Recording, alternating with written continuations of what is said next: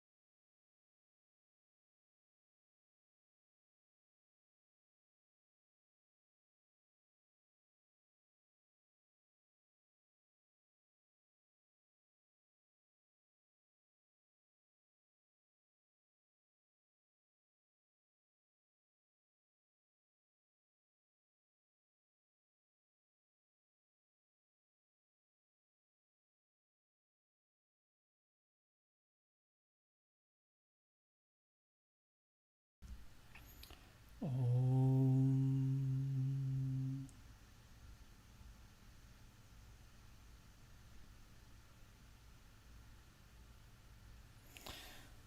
Puja is the traditional system of offerings, coupled with mantras and visualizations revealed by the sages to help people seek the assistance of divine beings in their lives and spiritual practice.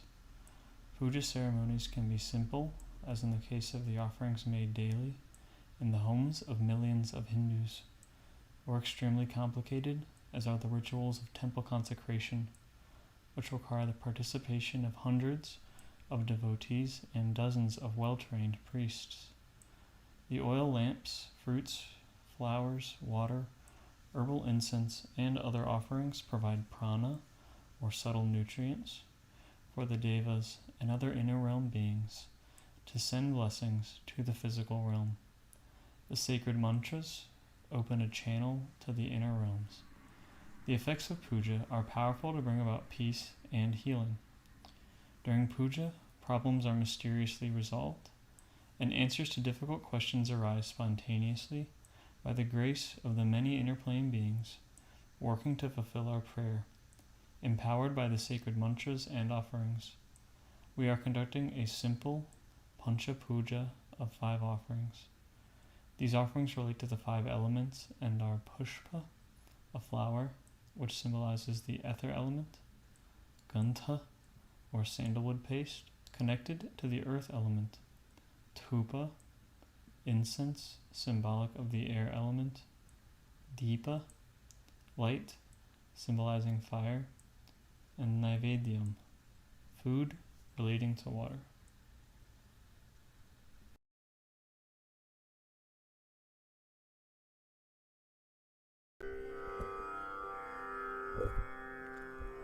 Om Adya Purvokta Evam Gunavisheshena Vishishtayam Asyam Shubhatithau Sri Soma Matha Sanghasya Asmakam Sah Kutumbhanam Kshemasthirya Virya Vijaya Ayura Roga Aiswaryanam Abhivriddhartham Shri Shakhambhari Devi Prasada Siddhyartham Yatha Shaktya Shri Shakhambhari Devi Pancha Pujam Karisye Om Apa Upasprisya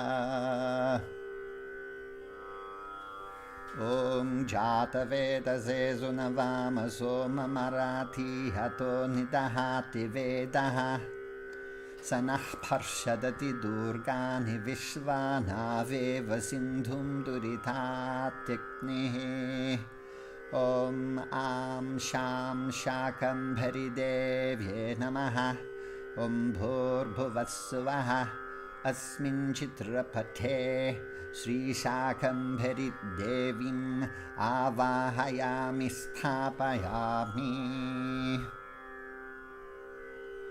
Om Am Sham Shakambhari Devye Namaha Gandhan Dharayami Gandhasyopari Haridra Kumkumam Samarpayami Om Am Sham Shakambhari Devye Namaha Pushpam Pujayami Om Am Sham Shakambhari Devye Namaha Dhupam Agrapayami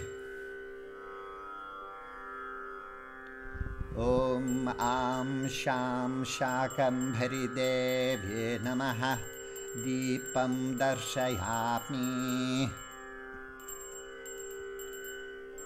Om Amritamastu Amritopastaranamasi Om Pranaya Swaha Om Apanaya Swaha Om Vyanaya Swaha Om Udanaya Swaha Om Samanaya Swaha. Om Brahmane Swaha. Om Am Sham Shakambhari Devi Namaha. Naivedyam Nivedayami. Tambulam Nivedayami. Amritapaniyam Samarpayami. Om Yopam Pushpam Veda Pushpavan Prajavahan Pashuman Bhavati Chandramava Apam Pushpam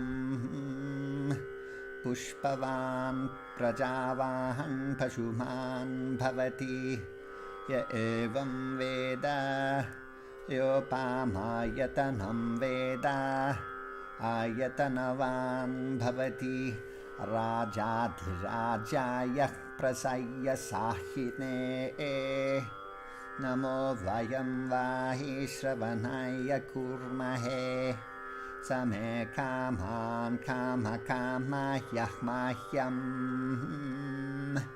Kameshwaro Vaihi Shravano Dadhatu Kuberaya Vaishravanaya Maharajaya Namaha Yo Vedado Swarah Prokto Vedante Cha Pratishtitaha Tasya Prakriti Linasya Yah Parasamaheshwaraha Narayanye Cha Vidmahe Shakambhare Cha Dhimahi Tatno Devi Prachodayate Om Am Sham Shakambhari Devi Namaha Om Bhurbhuvassuvaha Om Avahitabhyas Sarvabhyo Devatabhyo Namaha Vedokta Mantra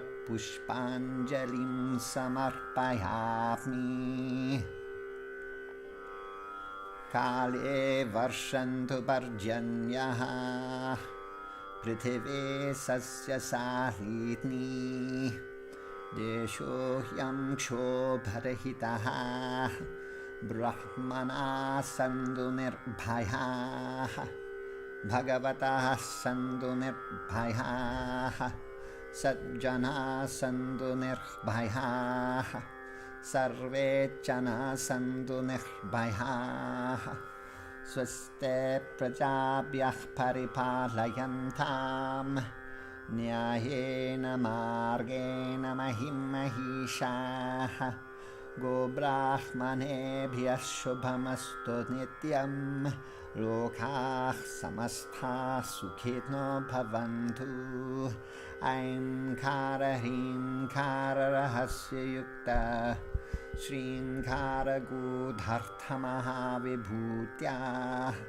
Om Kara Marma Pradipadinibhyam Namo Namaha Shri Guru Padukabhyam Ajnana Nashanaya Vidmahe Jnana Prakashaya Dhimahi Tapno Guru Padukah Prachodayate Om Shatamanam Bhavati Shatayuh Purushashatendriya Ayushevendrihe Pratitishthati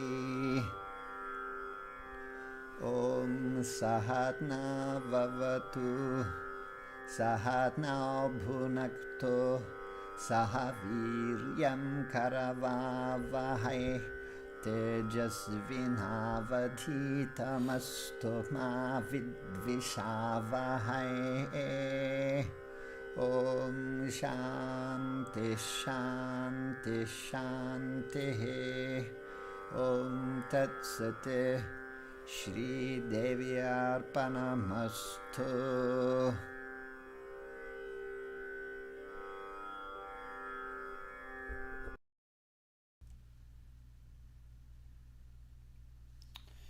Thank you for joining us tonight.